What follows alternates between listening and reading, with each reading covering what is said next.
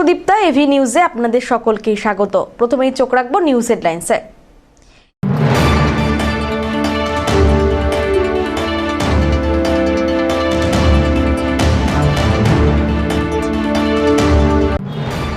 মাধ্যমিক পরীক্ষায় রাজ্যে ১০ম স্থান অর্জন করে জলপাইগুড়ির মুখ উজ্জ্বল করল অর্চিষ্মান মজুমদার।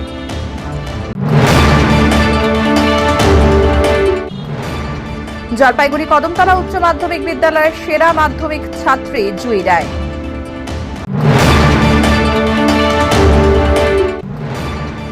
রানীনগরে দীর্ঘ 10 বছর পর সিআইটিইউ অফিস দখল মুক্ত, শ্রমিকরা ফিরে পেল তাদের ঘর।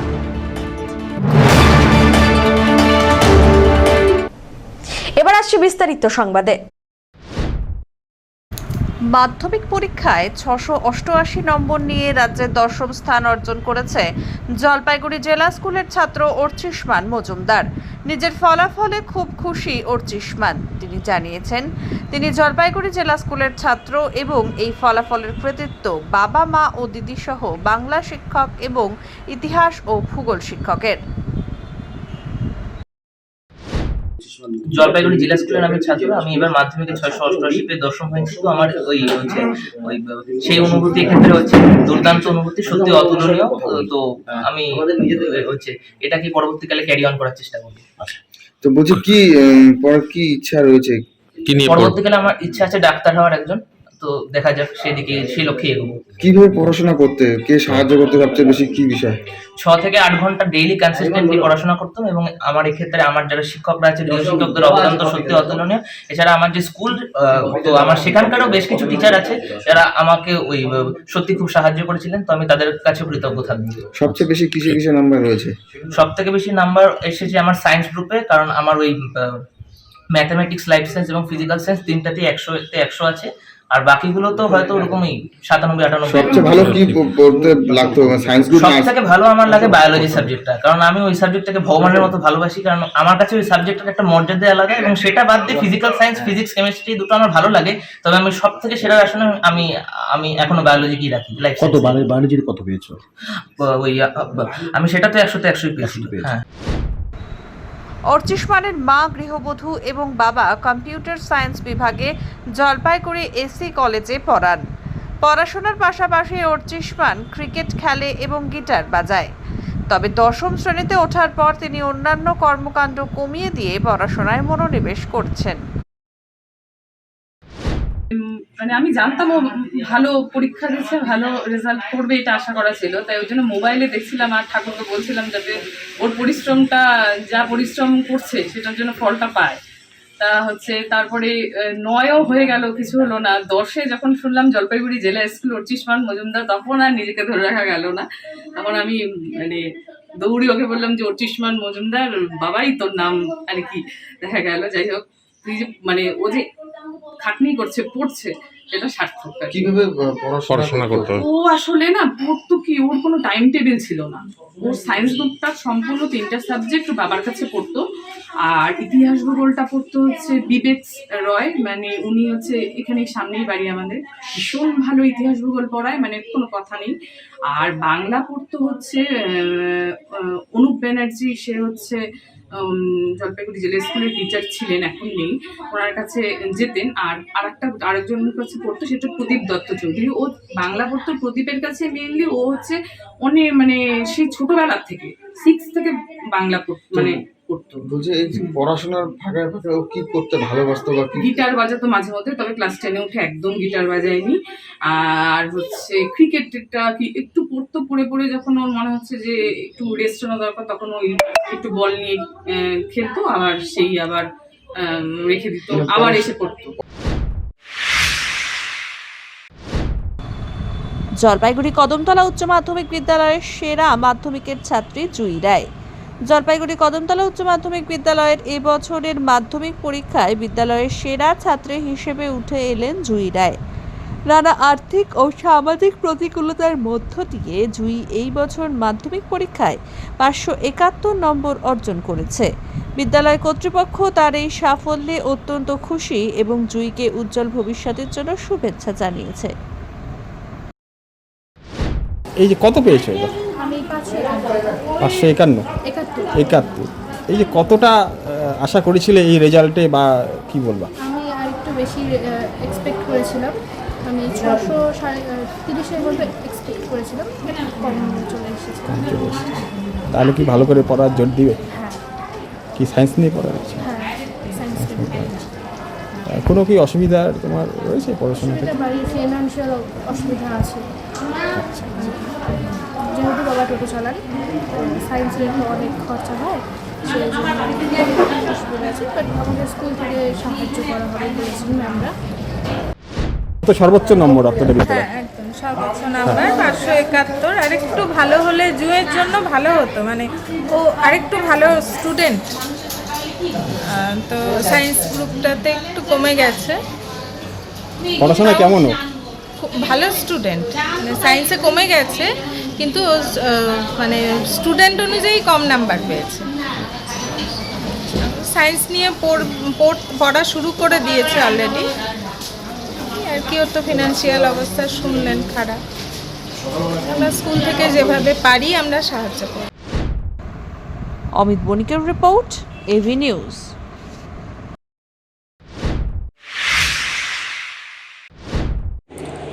জলপাইগুড়ি জেলা স্কুলের মাধ্যমিক পরীক্ষার্থী এবছর অসাধারণ সাফল্য অর্জন করে রাজ্যের মধ্যে 10ম স্থান অধিকার করল।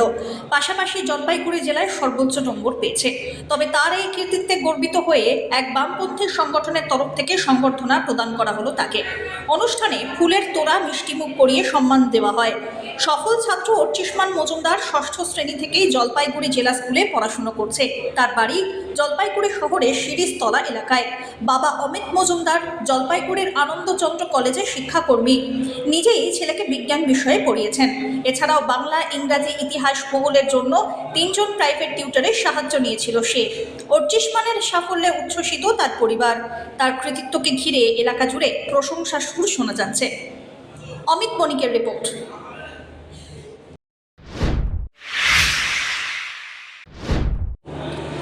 রানীনগরে দীর্ঘ 10 বছর পর সিআইটিইউ অফিস দখলমুক্ত, শ্রমিকরা ফিরে পেলেন তাদের ঘর। জলপাইগুড়ি শহর সংলগ্ন রানীনগর ইন্ডাস্ট্রিয়াল জোন এলাকায় দীর্ঘদিন ধরে ত্রাসের মধ্যে দিয়ে থাকা সিআইটিইউ অফিস অবশেষে দখলমুক্ত হলো। 2016 সালের বিধানসভা নির্বাচনের পর তৃণমূল কংগ্রেস এই অফিস দখল করে বলে অভিযোগ। যদিও অফিসটি ব্যবহার করা হয়নি, তবুও তালাবন্ধ রাখা হয়। এলাকার শ্রমিকদের উপরে তৃণমূলের শ্রমিক সংগঠনের নেতাদের নির্যাতন, তোলাবাজি, মালিকদের থেকে অযাচিত টাকা আদায়ের অভিযোগ নিয়মিত ওঠে। 2026-এর বিধানসভা নির্বাচনের পর তৃণমূলের ভরাডুবিতে শুক্রবার সিটুর কর্মীরা অফিস দখলমুক্ত করে লাল পতাকায় ঘিরে ফেলেন। সিটুর রাজ্য কমিটির সদস্য শুভাশিস সরকার কি বললেন শুনুন। আজকে আমাদের যে রানীনগর ইন্ডাস্ট্রিয়াল জোন এলাকায় অবস্থিত আমাদের দীর্ঘদিনের শ্রমিকদের যে অফিস, এটা মূলত লাল ঝান্ডার অফিস ছিল, সিআইটিইউ অফিস। শ্রমিকরা এখানে বসতেন, তারা কাজের মাঝখানে রেস্ট করতেন, এই অফিসটা ছিল। কিন্তু এটা দীর্ঘদিন যাবৎ তৃণমূল তারা ক্ষমতায় আসার পর এটাকে দখল করে রেখেছিল। সেইভাবে তারা খুলতেও না, কিন্তু অফিসটাকে জোর করে আটকে রেখেছিল। ফলে আজকে আমরা এই অফিসটাকে খুললাম। এই অফিসটা আমাদের এখানকার যারা শ্রমিকরা, যারা এই অঞ্চলে কাজ করে, তারা এই অফিসটাকে ব্যবহার করবে, এই অফিসে থাকবে এবং এই অফিসটাকে আমরা এই অঞ্চলের শ্রমিকদের স্বার্থে আমরা ব্যবহার করব। এই অঞ্চলের মানুষও এই অফিসটাকে তারা লাল ঝান্ডার অফিস হিসাবেই চেনে। ফলে এই অফিসটাকে রক্ষণাবেক্ষণের দায়িত্ব এই অঞ্চলের মানুষ তারাই নিচ্ছেন, তারাই এটাকে দেখভাল করবে। অমিত বণিকের রিপোর্ট।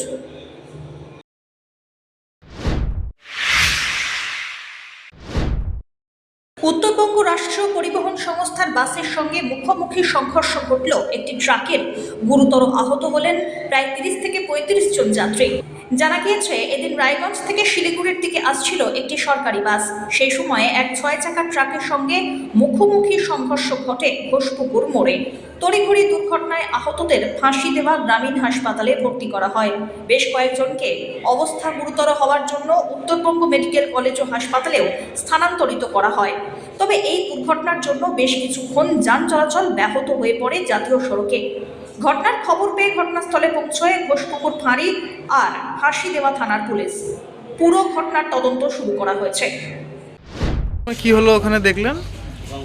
আমাদের বাস তো ঠিক ঠিক পজিশনে যাচ্ছে। কোথা থেকে আমি সামনের কোথায় দিকে যাচ্ছিল বসছিলাম। বাসটা? আমার ভগবানের আশীর্বাদে আমার কোনো কিছু হয়নি, ঠিক আছে। আর যে 1100 নয় গাড়িটা ছিল ও পুরো কাটিং নিচ্ছিল, টার্নিং নিচ্ছিল, কিন্তু ওটা টার্নিং পয়েন্ট না ওইভাবে নেওয়াটা, হ্যাঁ ওইভাবে টার্নিং পয়েন্ট নেওয়াটা না। আর ওই কারণেই কিন্তু 1100 নয় গাড়িটার জন্যই কিন্তু আজকে এত দুর্ঘটনা হচ্ছে। কোথায় মানে কোথা থেকে কোথায় যাচ্ছিল বাসটা? আমি তো ইসলামপুর থেকে আসছি, শিলিগুড়ি যাবো, হ্যাঁ আমিও ডাক্তার দেখাতেই আসছিলাম শিলিগুড়ি, কিন্তু মাঠ পথে এই যে ঘুরে এই ঘটনা ঘটে। সরকারি বাস? হ্যাঁ সরকারি এনবিএসটি। ট্রাফিকটা আছে তার মোটামুটি 50-60 মিটার পিছনে একটা ট্রাক টার্নিং নিচ্ছিল মানে ওই রাস্তা থেকে এই রাস্তায় ঢোকার চেষ্টা করছিল। তখনই হঠাৎ এই জিনিসটা আমাদের বাস তখন অনেক পাশে চলে আসছিল, তো আমাদের বাস অনেক আমাদের ড্রাইভার অনেক ব্রেক মারার অনেকটা উনি ইয়ে করছে, গাড়িটা করছে যে বাঁচে যায়, তাও ঢোকা পড়ছে, অনেক জোরে ঢোকা পড়ছে। ড্রাইভার আমাদের ফেসে গেছিলো, ওদের ড্রাইভারও ফেসে গেছে ভিতরে, এবং আমার একটা ভিডিও আছে ওটা। আমরাও পাইছি চোট, অনেক কিছু পাইছে চোট, আমরা একটু কম পাইছি চোট, পাইছি না ঠিকঠাক পাইছি চোট, অনেক কিছু বাঁচে গেছে, কারো কিছু হয়নি, চোট বেশি করে লাগছে অনেকগুলো। সব্যসাচী মজুমদারের রিপোর্ট।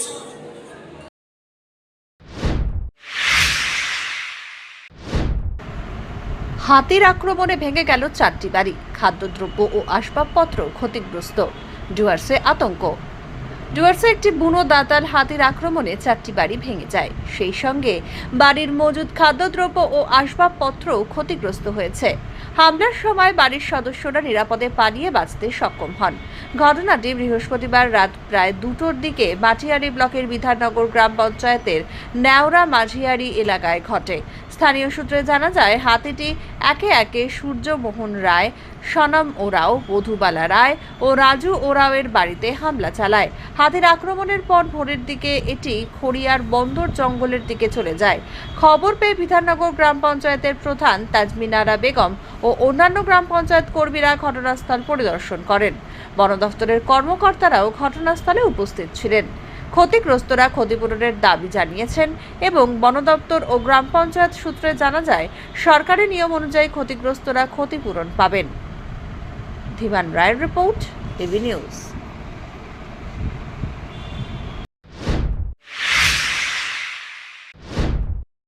রাজ্যে ক্ষমতা পরিবর্তনের পরে তৃণমূল প্রার্থীর সম্পত্তি খাদানে অভিযান চালালেন জলপাইগুড়ি সদরের মহকুমা শাসক মঈন আহমেদ। বৃহস্পতিবার সন্ধ্যাবেলায় রাজগঞ্জ ব্লকের রংধামালি এলাকায় পুলিশ এবং ভূমি সংস্কার দপ্তরের আধিকারিকদের সঙ্গে নদী থেকে বালি তোলার অভিযোগে অভিযান পরিচালনা করেন তিনি। মহকুমা শাসক মঈন আহমেদ ঘটনাস্থলে এসে লক্ষ্য করেন, নদী থেকে বালি তোলার মেশিনপত্র বসানো হয়েছে, রাস্তায় বালির ট্রাক, তার চলাচলের চিহ্ন পর্যন্ত রয়েছে।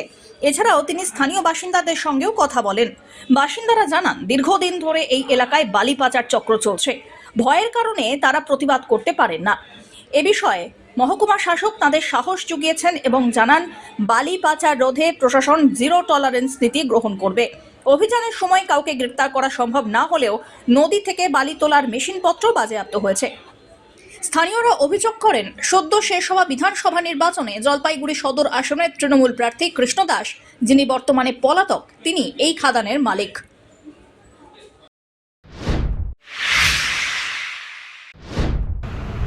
রাজ্য সরকার বদল হতে জলপাইগুড়ির অভয়া মঞ্চের অবস্থান নিয়ে ধোঁয়াশা সৃষ্টি হয়েছিল।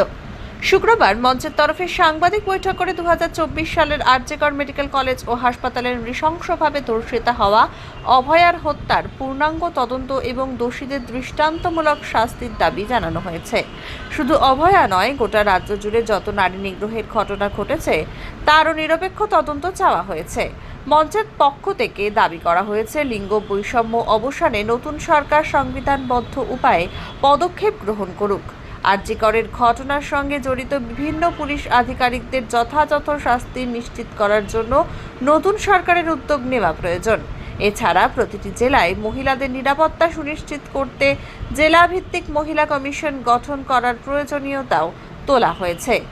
এই বিষয়ে প্রশান্ত নাথ চৌধুরী বলেন, এই সংগঠন শুরু হয়েছিল 2024 সালে 9ই আগস্ট আরজিকরের ঘটনার পর।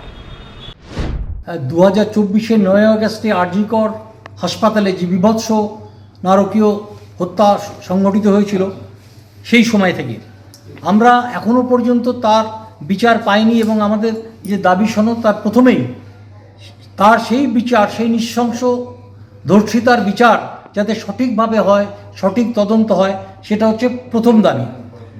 শুধু অভয়া নয়, রাজ্যব্যাপী ইতিমধ্যে যে সমস্ত লিঙ্গ বৈষম্য বা যে সমস্ত লিঙ্গজনিত অপরাধ সংঘটিত হয়েছে তার প্রত্যেকটার আমরা নিরপেক্ষ তদন্ত দাবি করি এবং আমরা মনে করি লিঙ্গ বৈষম্যের অবসানে সরকারের একটা নির্দিষ্ট ভূমিকা এবং একটা কার্যক্রম থাকতে হবে। আর এই যে লিঙ্গ বৈষম্য বা নারীদের উপরে যে অত্যাচার, এটা নিয়ে সরকারের কি ঘোষিত নীতি সে সম্বন্ধেও সরকারকে কিন্তু আগামীতে জানাতে হবে। আগামীকাল যেহেতু নতুন সরকার আসছেন, আগামীকাল তারা শপথ গ্রহণ করবেন। আমরা বলছি না আগামীকালই এই ব্যাপারে ঘোষণা হোক, কিন্তু যত তাড়াতাড়ি সরকারের দৃষ্টিভঙ্গি আমরা জানতে পারি তত তাড়াতাড়ি আমাদের আন্দোলনের অভিমুখ আমরা সেদিকে নিয়ে যেতে পারব। দেবপ্রিয়া সেন মঞ্চের আহ্বায়ক জানান, শুধু আরজিকর নয়, রাজ্যের প্রত্যেক নারীর নিরাপত্তা সুনিশ্চিত করার জন্য আন্দোলন করেছেন। দেখুন, প্রথম কথা যেটা আমিও বারবার শুনেছি, যে প্রশ্ন আপনি করলেন সেটা আমিও বারবার শুনেছি, যে অভয়ের মা বিজেপিতে জয়েন করেছেন, বিজেপি সরকারে এসছে, এখন আর অভয় আন্দোলনে কোনো গুরুত্ব থাকছে না, রিলিভেন্সি নেই। সেখানে দাঁড়িয়ে প্রথম কথা যে অভয়ের মা এখন সরকারে আসবেন, তিনি তার মতো করে তার সন্তানের ন্যায় বিচার চাইছেন। আর আমাদের যে আন্দোলন সেটা আমাদের রাষ্ট্রের বিরুদ্ধে ছিল, সেটা আমাদের যেমন ছিল তেমনই চলবে। উনি ওনার মতো করে ন্যায় চাইছেন, আমরা আমাদের মতো করে ন্যায় চাইছি। বিচার তো আলটিমেটলি আদালতে হবে, আদালতে হবে, সেটা যাতে সঠিকভাবে হয়। সিবিআই তদন্ততে কি আসলো, সেগুলো খামবন্ধতে কি গেল রিপোর্ট, আমরাও জানতে চাই। আর শুধু আমাদের তো একটা ঘটনাকে কেন্দ্র করে হয়তো আমাদের এই আন্দোলন, যেটা প্রশান্তদা বললেন, শুরু হয়েছিল বটে, কিন্তু শুধু অভয়ার জন্য, ওই একটি নির্দিষ্ট মেয়ের জন্য তো আমাদের এই মঞ্চ নয়। আমরা প্রত্যেকটি মেয়ের সুরক্ষা দাবি করি, প্রত্যাশা করি প্রত্যেকটি মেয়ে যাতে সুস্থভাবে রাস্তা দিয়ে চলাফেরা করতে পারেন। তাদের জন্য কোনো নির্দিষ্ট সময়সীমা থাকবে না যে এই সময় বেরোবে, এই সময় বেরোবে না। নতুন সরকারের কাছে আমাদের এটাই প্রত্যাশা থাকবে। তারপর লিঙ্গ বৈষম্য, যে আমরা তো বারবারই বলে এসেছি যে লিঙ্গ বৈষম্যের বিরুদ্ধেও আমাদের এই আন্দোলন। তো সেটা তো যতদিন না আমরা সেটা করতে পারছি, আমাদের তো অভয় মঞ্চ বন্ধ হয়ে যাওয়া, উঠে যাওয়া, আন্দোলন শেষ হয়ে যাওয়ার তো কোনো প্রশ্ন থাকছে না। এই বিষয়ে সুদীপন মিত্র বলেন, এই আন্দোলন চলবে যতদিন না নারী সুরক্ষা ও লিঙ্গ বৈষম্য অবসান না ঘটে। কমলদা শুরু করে দিয়েছেন। মূল বিষয়টা হচ্ছে যে নতুন সরকার গঠিত হতে যাচ্ছে আগামীকালই। তো এই অবস্থায় মানুষ জানতে চাইছেন যে অভয় মঞ্চ এবং অভয় আন্দোলনের আগামী পথ চলা, কর্মসূচি ইত্যাদি সম্বন্ধে। তো এই উত্তরটাকে আমরা দুটো ভাগে ভাগ করে নিচ্ছি। প্রথমত, আমরা জানাতে চাই যে অভয় আন্দোলন স্বল্পমেয়াদী কোনো আন্দোলন না। এর শুরু যদিও আরজি করের ঘটনাকে কেন্দ্র করে পশ্চিমবঙ্গে এই আন্দোলন গতিপ্রাপ্ত হয়েছিল, কিন্তু এই আন্দোলন নারী সুরক্ষা নিয়ে আন্দোলন, এবং এর শুরু খুঁজতে গেলে ইতিহাসের পাতায় অনেকটা দূর যেতে হবে, এবং এর শেষটাও ভবিষ্যতের কোনো খাতায় লেখা আছে, যে খাতা আমাদের কাছে নেই। আমরা শুধু এটুকু বলতে পারি, এই আন্দোলন চলবে যতদিন পর্যন্ত নারী সুরক্ষা, লিঙ্গ বৈষম্যের অবসান না ঘটে, এবং যতদিন পর্যন্ত সামাজিক ন্যায় প্রতিষ্ঠা না হয় আমাদের সমাজে, এবং ততদিন পর্যন্ত আমরা আপোষহীনভাবে এই সংগ্রামে, আন্দোলনে ব্রতী থাকব। সব্যসাচী মজুমদারের রিপোর্ট, এবি নিউজ।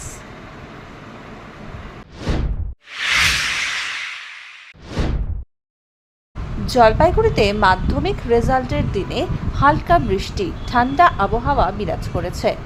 মাধ্যমিকের রেজাল্টের দিন সকাল থেকে হালকা বৃষ্টি হয়েছে জলপাইগুড়িতে। গতকালের দাবদাহে তাপের পর আজ ফের বৃষ্টির কারণে শহর জুড়ে ঠান্ডা আবহাওয়া বিরাজ করেছে। আবহাওয়া দপ্তর সূত্রে জানা গেছে, সকাল থেকে বিক্ষিপ্তভাবে বজ্রবিদ্যুৎ সহ বৃষ্টি শুরু হয়েছে এবং আরও বৃষ্টি হওয়ার সম্ভাবনা রয়েছে। অমিত বণিকের রিপোর্ট, এবি নিউজ।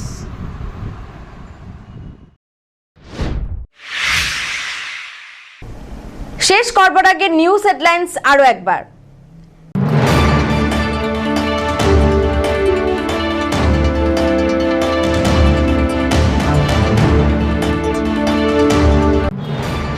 মাধ্যমিক পরীক্ষায় রাজ্যে 10ম স্থান অর্জন করে জলপাইগুড়ির মুখ উজ্জ্বল করল অর্চিষ্মান মজুমদার।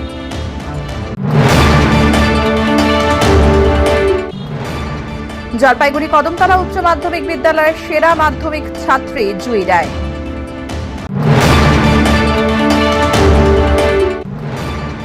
রানীনগরে দীর্ঘ 10 বছর পর সিআইটিইউ অফিস দখল মুক্ত, শ্রমিকরা ফিরে পেল তাদের ঘর।